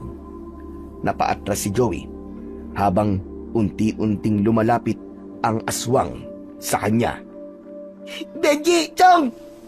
Anak ng tatsanga, tulungan mo ako! Ayoko pang mamatay! Marami pa akong pangarap sa buhay, Chong! Doon na ako nagsisi sa ginawa naming pag-iwan sa aming mga bag. Naroon kasi ang lahat ng gamit namin kagaya ng kutsilyo. Kaya wala akong magagamit para ipagtanggol ang aming sarili. Pero hindi pa rin ako sumuko. Dumampot ako ng malapad na bato. Tatakbo na sana ako para tulungan si Joey nang biglang sinunggaban ng aswang si Joey. Pumaibabaw ang aswang kay Joey at doon ko naramdaman ang matinding kagustuhan ko na mailigtas ang aking kaibigan sa bingit ng kamatayan. Walang pag-aalinlangan na tumakbo ako palapit sa aswang at malakas kong ipinukpok ang bato sa likod ng ulo nito. Nang humarap sa akin ang nilalang, ay sinindak niya ako sa pamamagitan ng malakas na pagsigaw at pagpapakita ng matutulis niyang mga ngipin na akala mo ay mga kutsilyo. Kahit natatakot ako, ay hindi ako nagpatinag. Malakas kong inihampas ang bato sa muka ng aswang. Napahiga ang aswang sa tabi ni Joey. Mabilis akong umupo sa dibdib ng aswang at paulit-ulit kong inihampas ang bato sa pagmumuka ng aswang. Walang ibang nasa isip ko noon kundi ang patayin siya dahil alam ko na kung hindi ko yun gagawin ay kami ang papatayin niya at lalantakan. Hayop kang aswang ka! Mamatay ka na! Mamatay ka na! Inawat ako ni Joey. Doon ko lang napansin na durug na ang mukha ng aswang at wala na yung buhay. Maging ang mga kamay ko ay punong-puno na ng dugo na mula sa aswang. Nanginginig kong binitiwan ang bato at tumayo ako. Tama na, Chong! Tama na! Patay na yan! Tama na, Chong! Hindi na yan lalaban sa'yo! Nadala kasi ako ng emosyon ko, Chong. Kailangan na nating umalis dito. Tignan mo. At gumagalaw ang batong iniharang natin sa lagusan. Malamang, pinipilit na mga aswang na alisin yung bato para makapasok na sila rito. Tara na! Tama ka. Tara na. Hanapin na natin ang daan palabas sa kuwebang to. Isang mahabang daan ang nakita namin at tinahak namin yun ni Joey. Kahit bato ay hindi nun napigilan ang aming pagtakbo. Kailangan kasi naming magmadali, makalayo lamang sa lugar na yon, dahil paniguradong anumang sandali ay maaalis na ng mga aswang ang batong nakaharang sa lagusan. Hindi nagtagal ay narinig namin sa hindi kalayuan ang sabay-sabay na pag-angil ng mga aswang. Mas lalo namin binilisan ng pagtakbo dahil sigurado kami na naalis na nila ang batong iniharang namin. Anak ng tutsyang, hindi pa rin ba pamilyar sa'yo ang dinadaanan natin, Chong? Hindi. Hindi ko na rin alam kung nasang parte tayo ng kuweba. Kailangan natin maghanap ng pwedeng pagtaguan pansamantala. Kapag tumakbo tayo ng tumakbo, mapapagod lang tayo. Mas madali nila tayong maaabutan at mapapatay kapag ganun. Patuloy kami ni Joey sa pagtakbo habang mabilis na gumagala ang mga mata ko sa paligid. Hanggang sa may nakita kong butas sa dingding ng kuweba at itinuro ko yun kay Joey. Sinabi ko na doon muna kami magtatago. Pinagsiksikan namin ang aming mga sarili sa butas at pinatay namin ang aming flashlight, maging ang headlamp. Halos hindi na kami humihinga nang dumaan sa harapan namin ang mga aswang. Tumakbo sila sa iba't ibang direksyon. Napapikit ako at sa isip ko ay walang tigil akong nagdasal sa Panginoong Diyos. Ipinagdasal ko na sana ay makaligtas kami ni Joey at makalabas kami ng buhay sa impyerno na kuwebang yon. Hindi nagtagal ay unti-unting naglaho ang pag-angil ng mga aswang hanggang sa tumahimik na ang paligid. Doon ko na binuksan ang aking mga mata. Chong, mukhang wala na sila. Nailigaw na natin ang mga aswang. Salamat sa Diyos. Akala ko talaga katapusan na natin. Pero hindi pa tayo ligtas. Hanggat narito pa tayo sa loob ng kuweba, ay nanganganib pa rin ang buhay natin. Alam ko yun, Chong. Kaya kailangan na natin kumilos para makalabas dito. Hindi ba pwedeng dito na lang muna tayo? Hintayin na lang natin na mag-umaga. Hindi ba takot ang aswang sa sikat ng araw? Sa tingin ko, Chong, hindi magandang ideya yan. Pwedeng may aswang na makakita sa atin dito, isa pa. Kahit mag-umagay, walang epekto yun sa mga aswang. Kung takot ka sila sa araw, dahil hindi naman nasisinagan ng araw ang loob ng kuweba na to eh. Sa bagay, tama ka. Pero, saan tayo pupunta? Hindi ko rin alam. Basta maglakad na lang tayo na maglakad at umasang hindi na tayo makikita ng mga aswang na yun. At sana, makita na natin ang daan palabas. Benji, Chong. Sorry ah. Sorry saan? Kasi akong dahilan kung bakit ka nandito eh. Kung hindi ko sana kayo inaya ni Hazel na magpunta rito, ay wala tayo sa sitwasyon natin ngayon. Ano ka ba? Wala kang dapat na ihingi ng sorry sa akin. Hindi mo ginustong mangyari to sa atin. Huwag na lang tayo magsisihan. Salamat, Chong. Pero natatakot na talaga ako. Baka kasi hindi na tayo makalabas dito ng buhay. Baka maging pagkain na lang tayo ng mga aswang na nandito. Sa itsura kasi nila, mukhang gutom na sila eh. Bakit ikaw naman yata nag-iisip ng negatibo ngayon? Akala ko ba sabi mo sa akin kanina ay wag akong mag-isip ng hindi maganda? Ang hirap na kasing magpaka-positive sa nangyayari sa atin ngayon, Chong eh. Sipin mo, dalawa lang tayo tapos napakarami ng mga aswang. Sa tingin mo ba ay may laban tayo sa kanila? Tama ka, Chong. Marami nga sila. Pero naniniwala ako na hindi tayo pababayaan ng Panginoon Diyos. Naniniwala ako na buhay tayong makakalabas sa kuwebang to. Tandaan mo na hindi natin kailangan labanan ng mga aswang. Ang kailangan lang natin ay hanapin ang daan palabas. At makauwi tayo ng buhay sa bahay ni Lolo Arturo. Pagbalik natin doon ay hihingi tayo ng sorry sa kanya. Kasi sinuway natin siya. Papayag ka bang hindi makahingi ng sorry sa lolo mo? Siyempre hindi. Yun naman pala eh. Kaya tatagan mo ang loob mo, Joey. Alam kong parehas tayong takot ngayon. Pero walang maitutulong sa atin ang takot. Kailangan nating magpakatatag pareho. Marahang tumango si Joey. Matapos yun, ay nauna na akong lumabas sa pinagtataguan namin. Nang sumunod sa akin si Joey, ay ako na ang naunang naglakad. 100 na naman na parang walang katapusan ang aming tinahak. Hindi na namin binuksan ang aming flashlight dahil mas madali kaming makikita ng mga aswang. Makalipas ang ilang minutong paglalakad, ay may nakita kaming liwanag sa dulo. Masaya kaming tumingin ni Joey sa isa't isa. Chong, mukhang yun ang daan palabas oh. Tama ka. Tara na, bilisan na natin. Mas binilisan namin ni Joey ang paglalakad hanggang sa nakarating na kami sa dulo ng daan na yun. Ngunit labis ang aming pagtataka dahil sa dulo ay hindi namin natagpuan ang daan palabas ng kuweba. Bagkus ay bumungad sa amin ang isang napakalinis at malinaw na batis.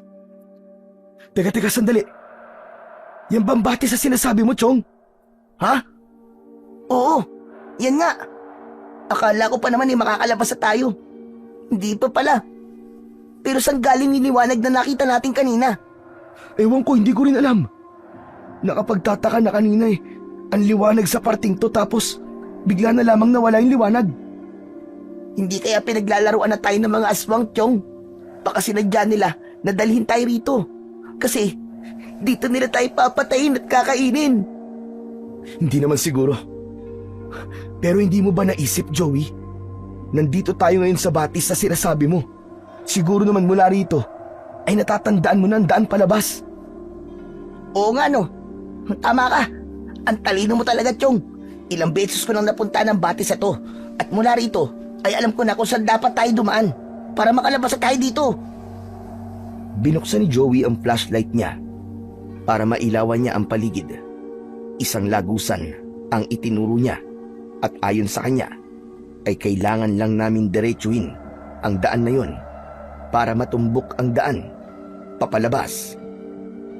Nang sandaling yon ay nagpasalamat ako sa Diyos dahil dininig niya ang panalangin ko.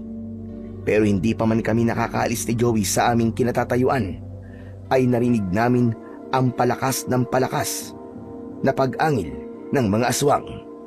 Napasiksik sa akin si Joey. Hanggang sa lumabas mula sa lagusang itinuro ni Joey kanina ang napakaraming aswang. Pinalibutan nila kami na parabang siniguro nila na hindi na kami makakatakas sa lugar na yun. Nanlilisik ang mga mata nila habang ang iba ay tumutulo pa ang malapot na laway na may kasamang dugo na parabang gutom na. Naramdaman ko ang maigpit na pagkapit ni Joey sa braso ko. Chong, mukhang tama nga ang sinabi ko kanina. Talagang dinala lang tayo dito ng mga aswang para makorner nila tayo. Wala na, game over na. Katapusan na natin. Pero Chong, masaya ako. Masaya akong mamamatay. Kasi kasama ko matalik kong kaibigan. Che, tumigil ka nga. Huwag kang magsalita ng ganyan. Hindi pa tayo mamamatay. Hindi ako papayag na sa ganitong paraan tayo mamamatay. Lalaban tayo, Joey. Lalaban tayo. Pero paano natin gagawin yon? Paano tayo lalaban kung dadalawa lang tayo at sandamukal ng mga aswang na gutom ang nasa paligid natin? Hindi ko na sinagot si Joey dahil ang nasa isip ko ng sandaling yun ay kung paano kami mabubuhay sa isang sitwasyon na parang kamatayan na lang ang talagang sasapitin namin. Yumuko ako at dumampot ako ng mga bato. Isa-isa kong tinignan ang mga aswang. Sige! Mga pangit kayong aswang kayo! Lumapit kayo! Lapit! Hindi kami natatakot sa inyo! Lalaban kami hanggang kamatayan! Sige! Lumapit kayo! Pare naman! Huwag mo rin sabihin sa kanila na lumapit sila. Pampira ka oh! Baka mamaya lumapit nga ang mga yan sa atin eh! Sabay-sabay na umangil ang mga aswang. Umalingaw-ngaw ang pag-angil nila sa kabuuan ng kuweba na nagdulot ng matinding takot at kilabot sa akin.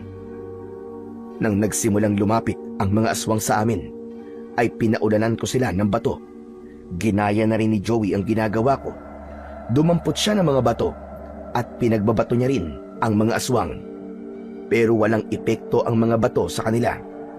May iba na nagagawang iwasan ang mga bato, habang ang ilan ay tila hindi man lang nasasaktan. Palapit na ng papalapit sa amin ang mga aswang na nakapaligid sa amin. Unti-unti kaming umatras ni Joey habang patuloy pa rin kami sa pagbato. Chong, wala na. Mamamatay na talaga tayo dito. Tumahimik ka nga muna! Walang maitutulong sa atin yung mga sinasabi mong yan. Nagsasabi lang naman ako ng totoo eh. Patuloy kami sa pag-atras ni Joey hanggang sa hindi na namin namalayan na nasa gilid na pala kami ng batis. Isa pang hakbang patalikod ang ginawa namin at sabay kaming nahulog sa napakalamig na tubig ng batis.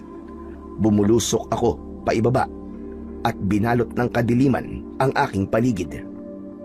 Hindi ko inasahan na napakalalim pala ng batis na yon.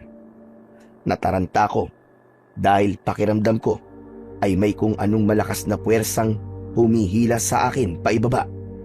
Kahit anong pilit kong lumangoy papunta sa itaas, ay tuloy pa rin ang pagbulusok ko sa pinaka-ibaba ng batis. Hanggang sa naramdaman ko ang pinaka-ibaba ng batis, mas lalo akong nagulat nang may kung anong bagay ang biglang nagliwanag sa harapan ko. Unti-unting lumamlam ang liwanag at doon ko nakita ang isang nagliliwanag na espada na balot ng kalawang. Nang dahil sa kagustuhan kong labanan ng mga aswang, ay agad kong naisip na maaari kong gamitin ang espadang yon bilang sandata laban sa kanila. Walang pagdadalawang isip na kinuha ko ang espada. Sa pagkakataon na iyon, ay nawala na ang puwersang humihila sa akin paibaba at nagawa ko ng makalangoy paitaas. Nang umahon ako sa batis, ay dala ko na ang espada at sa hindi maipaliwanag na pangyayari, ay nawala ang makapal na kalawang ng espada kasabay ng pagkawala ng liwanag nun. Chong, tulungan mo ako! Napatda ako nang marinig ko ang pagsigaw ni Joey. Nakita ko siya na nakikipagpambuno sa mga aswang. Dugoon na si Joey at alam kong kapag hindi ako kumilos ng mabilis ay mamamatay na ang kaibigan ko. Nang higpitan ko ang pagkakahawak sa espada, ay may naramdaman akong tila maliit na boltahe ng kuryente na gumapang sa aking katawan. Tinunaw nun ang takot na nararamdaman ko at pakiramdam ko ay napakalakas ko. Malakas akong sumigaw at mabilis akong tumakbo palapit sa kaibigan kong si Joey. Agad kong itinarak ang espada sa isang aswang na agad naman niyang ikinamatay. Tinaga ko ang isa pang aswang at sa sobrang talim ng espada ay bumagsak ang katawan niya sa lupa na wala ng ulo. Sabay-sabay na lumingon ang mga aswang sa akin. Bumakas ang gulat sa mga mukha nila. Ngayon niyo ako subukan! Tignan natin kung uubra kayo sa espadang to! Isa sa mga aswang ang unang umatake sa akin. Mabilis kong iniwasan ang kanyang mga kuko at ibinaon ko ang espada sa dibdib niya, direkta sa puso.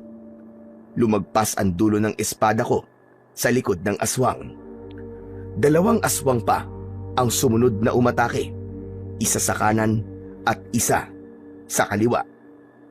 Umatras ako ng isang hakbang at mabilis kong ginilitan sa leeg ang isa, habang ang isa naman ay sinaksak ko sa tiyan na agad na nagdala sa kanila sa kamatayan. Kahit wala akong kasanayan sa paggamit ng espada, pakiramdam ko ay may isang napakalakas na puwersa na gumagabay sa akin sa kung ano ang dapat kong gawin. Hindi ko maintindihan kung bakit, pero hindi ako nakakaramdam ng pagod. Para bang may kung anong lakas na bumabalot sa aking buong pagkatao. Hanggang sa naging sunod-sunod at sabay-sabay na ang pag-atake sa akin ng mga aswang. Sa bawat saksak at taga ko gamit ang mahiwagang espada ay may aswang na bumabagsak at namamatay. Hanggang hindi ko namalayan na isang aswang na lamang ang nakatayo at buhay. Sa lahat ng aswang na nakaharap ko ay siya ang pinakamalaki. Meron siyang mahaba at malaking sungay. Natatangi ang itsura niya, kaya napagtanto ko na siya ang pinuno ng mga aswang. Kung gusto mong pang mabuhay, umalis ka na. Pero pwede mo rin naman subukan na patayin ako kung gusto mo magaya sa mga kasama mo. Galit na sumigaw ang malaking aswang at mabilis siyang tumakbo palapit sa akin. Sinunggaban niya ako pero nagawa ko siyang maiwasan. Mabilis kong itinarak ang espada sa dibdib niya at nang hugutin ko yun ay malalim kong hiniwa ang kanyang leeg. Sandaling natigilan pa ang aswang at nang bumulwak ang dugo mula sa sugat niya sa leeg ay napaluhod siya sa lupa hanggang sa tuluyan na siyang bumagsak. Hindi ako makapaniwala habang nakatingin ako sa napakaraming patay na aswang sa paligid. Hindi ko akalain na magagawa ko silang patayin kahit mag-isa lang ako. Nagulat ako nang biglang may tumapik sa likod ko. Paglingon ko ay nakita ko si Joey na duguan at puno ng sugat sa iba't ibang parte ng kanyang katawan. Mabilis kong binitiwan ng espada nang makita kong matutumba si Joey. Agad ko siyang sinalo at maingat ko siyang inihiga sa lupa. Chong, ang galing mo ah. Paano mong nagawa yun? At saan mo nakuha yung espada na yan? Chong, nakita ko sa pinakailalim ng batis yung espada. Sa totoo lang, nagtataka rin ako kung paano ko nagawang patayin lahat ng aswang na nandito sa kuweba. Wala naman kasi akong alam sa paggamit ng espada eh. Saka nung nakita ko yung espada, nagliliwanag tas puno siya ng kalawang. Pero biglang naglaho nung hawakan ko at makikipaglaban na ako. Sa tingin ko, may sa maligno yung espada. Ewan ko, Chong. Nagugulan ako sa mga sinasabi mo. Hindi ko maproseso ang paliwanag mo sa akin kasi, aray, sobrang sakit ang sugat ko. Ay, oo nga pala. Ituro mo na sa akin ang daan palabas. Kailangan madala lang kita kay Lolo Arturo para magamot ka niya. Pinasan ko si Joey sa likod ko. Maglalakad na sana ako nang nakita ko yung espada. Kinuha ko yun at saka ako nagsimulang maglakad habang itinuturo naman sa akin ni Joey ang daan palabas ng kuwebang yun. Panay ang dasal ko sa aking utak ng mga sandaling yon na sana ay hindi mamatay ang matalik kong kaibigan na si Joey. Wala kasi akong ideya kung gaano katindi ang mga sugat na nakuha niya nang atakihin siya ng mga aswang. Hindi nagtagal ay narating na namin ang bukana ng kuweba. Para akong nabunutan ng napakalaking tinik sa lalamunan nang nakita ko sa labas ng kuweba sina Hazel at Lolo Arturo na parehas na may dalang flashlight. Halatang kanina pa sila naghihintay sa paglabas namin. Agad nila kaming sinalubong. Sandali kong ibinaba sa lupa si Joey. Ang titigas talaga ng mga ulo nyo! Ayan! Tignan nyo ang nangyari sa inyo! Sorry po, Lo. Tama po kayo, Lolo Arturo. Dapat talaga yung nakinig kami sa inyo eh. Totoo po palang may mga aswang sa loob ng kuweba. Pero Lo, wala na po sila. Patay na po silang lahat. Ano ka mo? Patay na lahat ng mga aswang. At paano naman yun nangyari? Lolo Arturo, hindi po kayo maniniwala. Pinatay po ni Benji ang lahat ng mga aswang. May nakita po siyang espada dun sa batis. At yun po ang ginamit niya na sandata para labanan po ang mga aswang. Ang galing niya, Lo. Ano ka mo? Nasaan ang espadang sinasabi nyo? Nasaan? Ipinakita ko kay Lolo Arturo ang espada. Sinabi ko sa kanya, nung nakita ko ang espada sa pinakailalim ng batis, ay nagliliwanag yun at puno ng kalawang.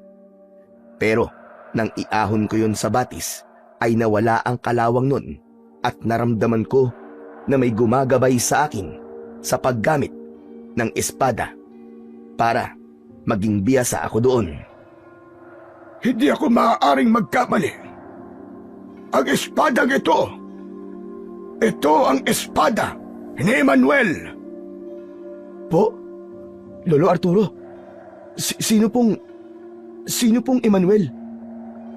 Si Manuel, ang magiting na manunugis na pinagkalooban ng makapangyarihang espada ng isang diwata.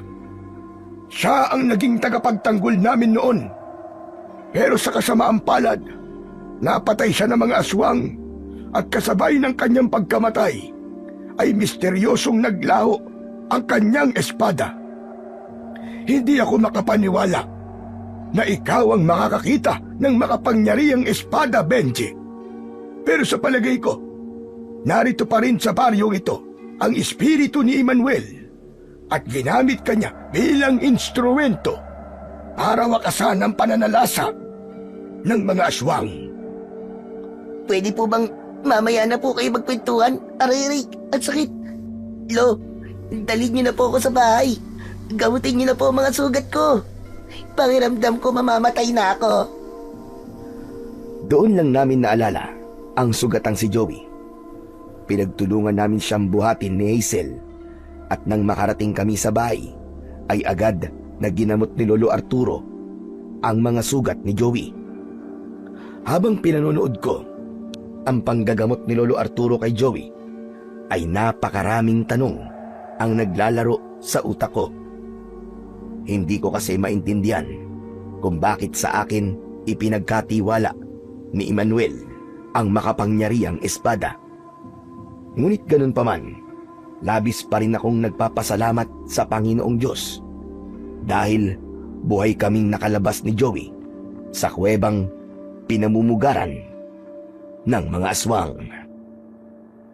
Makalipas ang ilang araw, ay dumating na ang araw ng aming pag-alis. Malungkot ako ng araw na yon dahil kahit paano ay naging malapit na ang loob ko kay Lolo Arturo. O siya, mag-iingat kayong tatlo sa biyahe niyo pa uwi. At huwag na huwag yung kakalimutan na dumaan sa ospital para magamot ng maayos si Joey. Hindi po namin kakalimutan, Lolo Arturo. Lo, maraming salamat po sa inyo at pasensya na po uli. Wala na yon. Kalimutan na natin. Oo nga pala, Benji. Maraming salamat din sa iyo. Salamat dahil pinalaya mo ang aming baryo mula sa mga aswang na nasa kuweba. Hindi mo alam kung gaano kalaking tulong ang nagawa mo para sa aming lahat. Ngayon, malaya na ang mga tao na mamuhay ng tahimik at maaari nang bumalik ang mga umalis dito para magpatuloy sa kanilang buhay ng ligtas sa takot. Walang anuman po, Lo. Isa pong karangalan sa akin na ako po ang naging instrumento para mawala na po ang mga aswang dito. Pero nagawa mo na ba yung sinabi ko sa'yo? Opo, ibinalik ko na po sa batis yung espada. Sa tingin ko po, ay tama po kayo. Nararapat na naroon po ang espada dahil doon ko po yun nakita. Wala na rin naman pong dahilan para itago ko yun dahil wala na pong aswang dito sa baryo nyo. Sa huling pagkakataon ay nagpaalam na kami kay Lolo Arturo. Nang nakasakay na kaming tatlo sa sasakyan, ay agad ko yung pinaandar.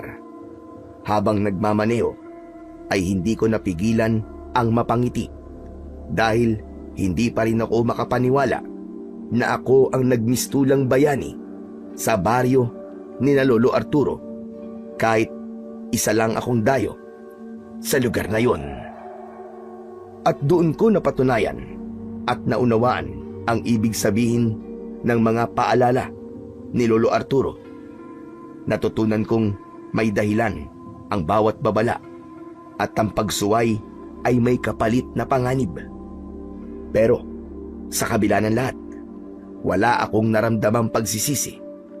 Oo, muntik na kaming mapahamak, pero kung hindi kami naglakas ng loob na pumasok sa kuweba, marahil ay patuloy pa ring nilalamon ng kadiliman ang baryo ni na Lolo Arturo. Ang kwentong inyong narinig ay nagpapatunay na ang pagkakaibigan ay nasusubok hindi sa mga sandali ng kasiyahan, kundi sa mga oras ng kadiliman at panganib.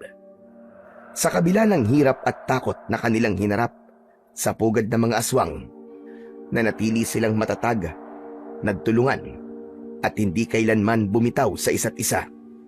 Sa tulong ng Panginoong Diyos at sa tiwala na bumabalot sa kanilang pagkakaibigan, nagawa nilang malampasan ang panganib sa yungib na yon at nasilayan ang liwanag ng pag-asa. Tunay ngang ang pagkakaibigan na binubuo ng tapang, pananalig at pagmamahal ay walang kapantay at kayang magtagumpay sa kahit na anong dilim sa buhay.